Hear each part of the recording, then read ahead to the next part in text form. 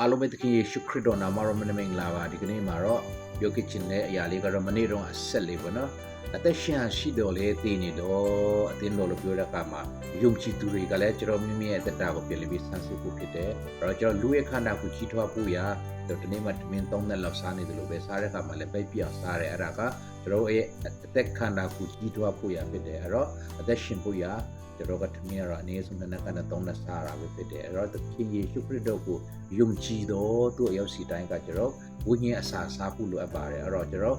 praise and worship ပြည့်အဲ့ဒီကျွန်တော်စီပေါ်မှာကားကုန်ချင်းဝင်နေမှာမဟုတ်ဘဲနဲ့ကျွန်တော်အနေနဲ့စစ်မှန်တော့နောက်ဝတ်တမ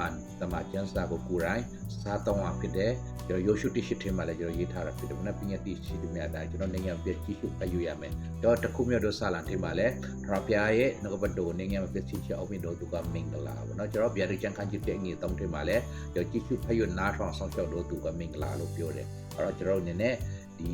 နှုတ်ဘတ်တော်တကယ်ကျွန်တော်ဝိညာဉ်ကွန်အားကြီးထွားဖို့ရနှုတ်ကပတ်တော်တမန်တရားကတော့ကိုယ်တိုင်ဖတ်ရှုလက်လာမှာခံယူရမှာဖြစ်တယ်။ဩဝါဒကတော့တည်သက်ကျွန်တော်တစ်ပိုင်းဖြစ်တဲ့အတွက်နှုတ်ကပတ်တော်ကကိုယ်တိုင်စားသုံးရမှာဖြစ်ပါတယ်။နောက်မှဝင်ကျွန်တော်ကတည်နေတော့အတင်းတော်တည်နေတော့ယုံကြည်သူတွေမှာပါသွားနိုင်တာဖြစ်ပါတယ်။တည်နေတယ်ဆိုတာတော့မဝင်တော့ဘူးနော်။ပရိသတ်ကိုဒီနှုတ်ကပတ်တော်လေးအပြင်ပြလေးကိုခွန်အားပေးတဲ့တွင်လိုက်ပါတယ်ရောက်စီတိုင်းမှာအဲဒီပေါ်မှာဆက်ပြီးပါ